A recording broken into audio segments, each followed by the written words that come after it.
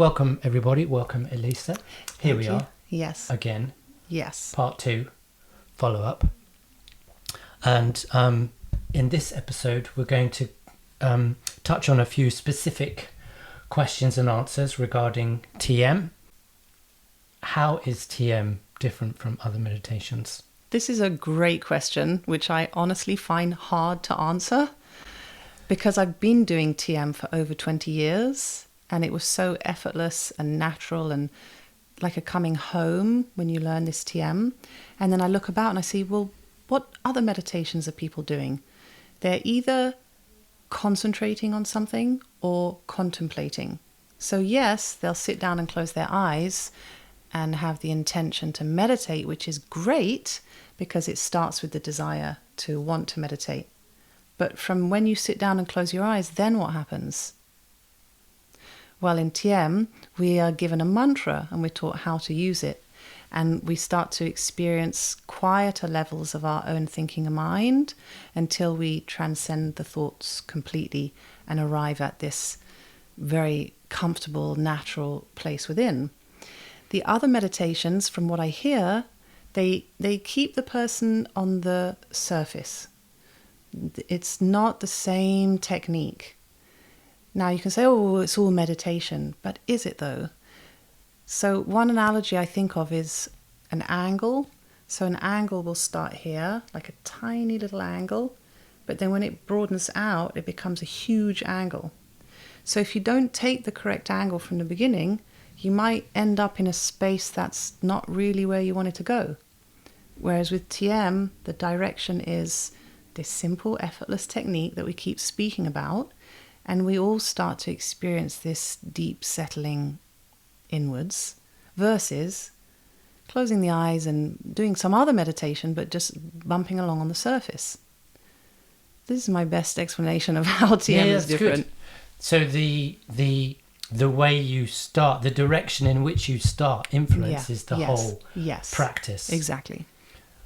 Okay. And I've noticed that people think that their thoughts are somehow something to be tussled with. Yes. And they start from that. Exactly. And anything taken from that assumption leads to just bumping along with your thoughts, sitting down and in meditation, in our transcendental meditation, thoughts are part of the meditation, but we approach it in a different way.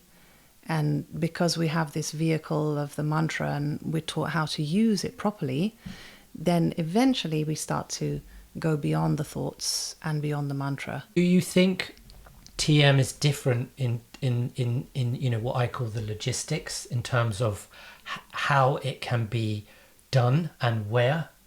Yeah, where is anywhere. Anywhere you can sit down, close your eyes, you can do this TM. So on the bus, on public transport, on your way to work, not while driving a car, because you have to have your eyes open. So on a park bench. For driving. Eyes open for driving. But for meditation, always the eyes closed. So anywhere you can sit down, close your eyes, you're able to meditate. Does it need to be silent? No, of course there are, it's this paradox of ideal situations, like a lovely, quiet, peaceful room where nobody's going to bother you. But most people have family members, flatmates, partners, people around if you're in a public space, and you cannot press the pause button on the rest of the people, unfortunately. Therefore, you have to do your best to carve out some space, sit down and just do it. Just get it done. Is it possible to have a good meditation even if it's a bit noisy, if there's a bit of noise in the house? Yeah, it can be. At sometimes you close your eyes and the noise around you drives you mad. So you might put some earphones on. Sometimes I have done this. But theoretically, we can close the eyes and go beyond anything, any external stresses or demands. Let's talk about spirituality. Sure. It's a very broad word. Yeah. Everyone probably has their own definition of what that is. In your opinion and experience, would you say that TM is spiritual? You know, there's always two sides to a coin. You've got one coin, and if you look at it this side, you see the face, and if you look at that side, you see the tail. Therefore, you know, if you're a deeply spiritual person, you will find spiritual experiences in anything you do, whether that's, you know, dropping the kids off at school, cooking a meal, or taking a walk in the woods, or doing your transcendental meditation, because that is your paradigm. Your worldview is through the spiritual lens. If you have no spiritual lens whatsoever, you're completely, you know, pragmatic, matter of fact, you don't believe in the afterlife or spirituality or any of these, you know, and then, of course, like you said, very broad term, it doesn't have to be spiritual at all. It's completely mechanical. It is a mental technique, so something we practice in the mind that allows the mind to settle down, that allows the physiology to settle down, and allows us to have this deep rest that we're speaking of, which brings about the transformation and the positive enhancement of life. So if you're spiritual, your spirituality will be enhanced. If you're completely pragmatic, then your logistical mind will be enhanced. Whatever you are inherently as this person, that will be augmented through this practice. How about if someone feels like they are searching for something deeper, that they feel like their life is too material, let's call it, and they feel a bit, you know, drifting, soulless, lacking in a connection? Do you think TM could help them, and how? Yes, definitely. We see a lot of people, business women and men, that have just been like, you know, pushed to the edges of like outward momentum, that they're burnt out, or they feel like all this wealth and all this that I've done, but still I don't feel connected to myself, because they've been going away outward for so long. So when we say, oh, close the eyes and go in, sometimes they have these huge revelations about their inner world. And yeah, it can definitely bring a lot of value to the most materialistic person. Is TM religious? No, it's not religious, but religious people can practice it. There's the paradox again. So, you know, Maharishi, who's the founder of Transcendental Meditation, he's an Indian man from the Vedic tradition of India. And he brought this knowledge of how to meditate, how to transcend to all people. He didn't say, oh, it's just for Hindus, it's just for Indian people. You know, he said it's for all people. So it doesn't matter what your religious background, what your faith is, doing this mental technique is going to enhance all areas, and all, if you have some faith or you follow some religion, it will enhance your own religion from whatever part of the world you come from. But the technique itself is just that, a technique, and it's not religious. We talked about, I asked you a question about spirituality. Mm-hmm. Consciousness is a very popular term these days, neuroscience and neuroplasticity, and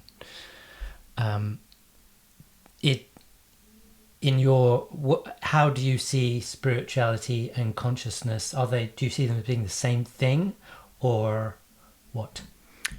Actually, I don't think spirituality and consciousness are the same thing, because when I hear this word consciousness, which is quite an abstract term, and again, people have many different definitions of it, for me, consciousness is knowledge. It's how much knowledge you have of, firstly, yourself, and then the outer world, and then whatever specific field of knowledge you're interested in, whether that's neurosurgeon or mathematician or artist or thespian, you know, whatever your skills this lifetime, then however much you develop your consciousness, your knowledge, you will be able to have more knowledge of whatever your specific skills are.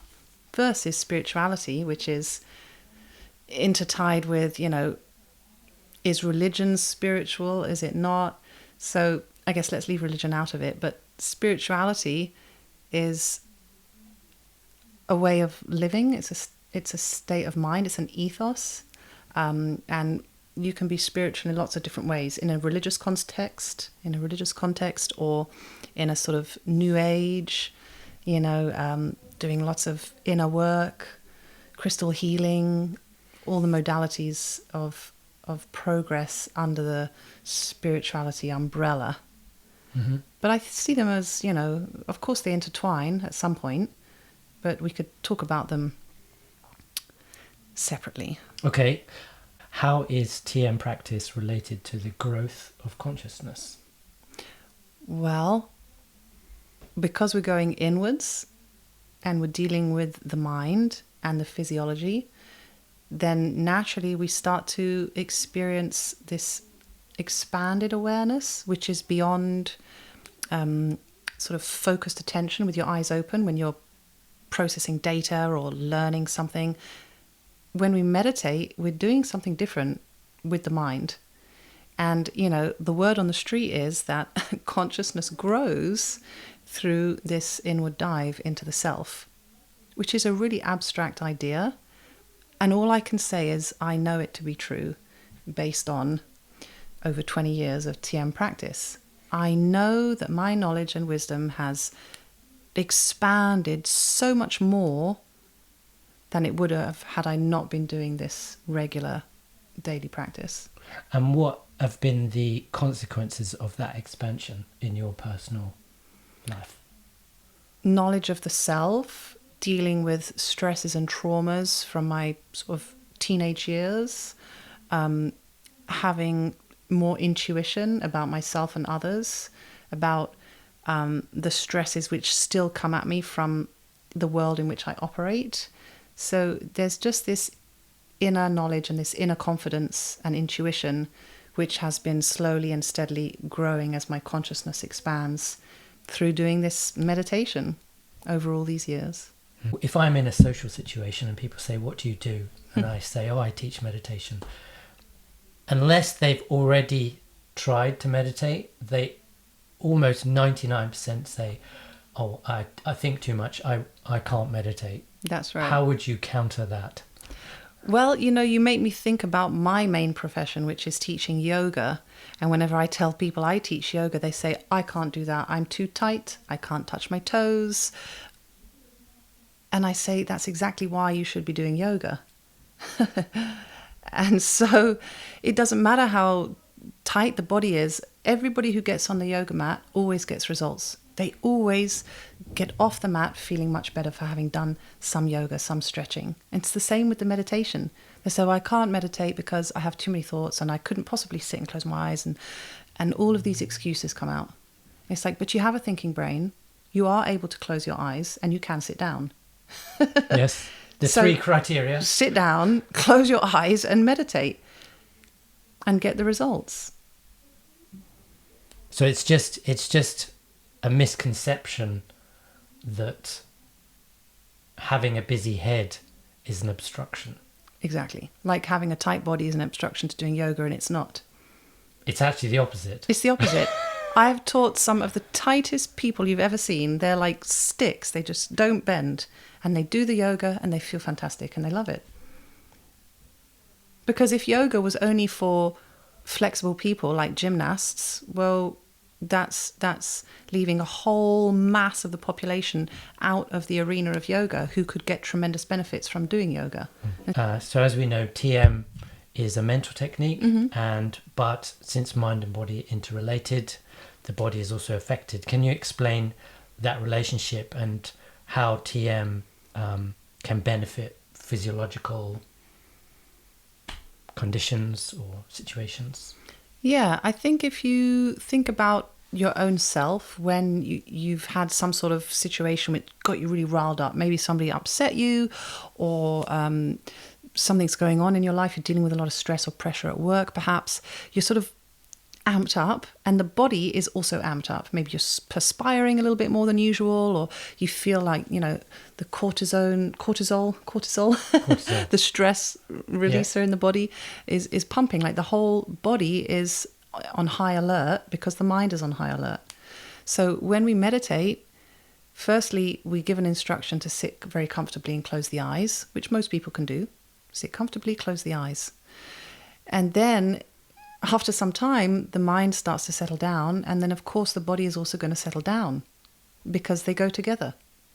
So from this practice of allowing the mind to settle through the TM technique, how we've been taught how to do that, then the physiology responds as well. Perspiration is less, heart rate lowers. The whole system is in a state of rest And we know that rest is the best medicine for releasing stress from the system. So you had a accident, June? It was May, yeah. Quite a bad one on your motorbike. You made a very quick recovery. Tell us the whole thing of what the doctor said and how you countered it, and how you think your meditation practice might have sped things up. Yeah, definitely. So it was in May when I was involved in this non-fault, it's very important, Okay, non-fault motorbike accident, because I have been riding a motorbike on in and around London for longer than I've been doing TM, so 24 years, and touch wood, no accident until this very bad driver made a very bad mistake and slammed into my bike, and I, went over the top and spent 10 days in hospital with a fractured pelvis, a broken pelvis. I had 5 cracks on the pelvis, and then we later discovered the knee was very seriously damaged. So I just meditated the whole time, not the whole time, but in and out of meditation and in and out of positive mindset as well. I was fully conscious through the whole thing, and that's a spin-off from having been a long time meditator. Because I've been meditating for over 20 years, we know that the mind becomes able to process more data. Our minds become finely tuned to our surroundings. That's why I didn't black out when he hit me. That's why my eyes were open for the whole time. I felt the impact, and as soon as I landed, I knew that I was damaged. There was no passing out, shall we say. And then when I got to the hospital, it was all high alert, emergency and everything. But then once I settled into my bed where I could not move, I didn't get out of the bed for 5 days. I couldn't roll onto my side. I was flat on my back, because when you break your pelvis, you cannot walk. I had to rest. All I could do was close my eyes. If you spend 5 days on a hospital bed without moving from the waist down, you have to go inwards and feel the expansion within, so as not to feel the pain of the body. So I refused all medications, all painkillers. No morphine, no fentanyl, no codeine, none of that, because it was important not to disconnect from what was happening, but to let my consciousness or let my awareness go to the damaged parts, and let the healing happen, which we know healing just is a matter of time. When you break your bones, it's time that heals the bones. So there was nothing to panic about. There was no drugs to take. There was only time and meditation, and then some gentle yoga as well. After a few days, I was able to get a yoga belt and lift the leg up like a dead tree, but I still managed to get a little bit of movement in. And the doctors said that I would be in a wheelchair for 4 to 6 weeks after I left the hospital, and I never sat on a wheelchair, not once. I got on the crutches on day 5, which was very hard because everything is still broken and damaged. But mind over matter, if the mind is good and in a good place, the body will recover. Mm-hmm. What was your reason for not wanting to get in the wheelchair? To prove that you didn't need to? Yes. I'm young and fit, and I have the blessings of a strong physiology from my over 20-year yoga practice. So I knew that my muscles would recover. I knew that the soft tissue damage would recover and that the bones would heal with time. So there's no reason to sit in a wheelchair in fear. I knew that I had to get moving. Also, I got a nice little support from my cousin, who's a super pro racer. He's a pro bike racer. Yeah, he's a motorbike racer. And I said, I've had this crash, what should I do? And he said, right, you got to get up as soon as possible. And I thought, right, well, if he can do it, I can do it. He's been through the similar. Yes, he also fractured his pelvis in a big impact crash. So day 5, the physios came and got me up, got me hobbling and on the crutches, and then slowly and steadily progress from there. And what about, I can imagine that one's head can go into all sorts of doom scenarios. Do you think meditation helped you not do that? Look, definitely, for sure. But I also have an optimistic personality. So I will try and, go into the soldier mode. I have this sort of fighter in me that will always operate in that way. And I don't know how other people deal with their traumas, but in this particular instance, I was very lucky to just get right into the healing mode. Let's heal. That is the 100% focus. Mission. Yeah, that was the mission.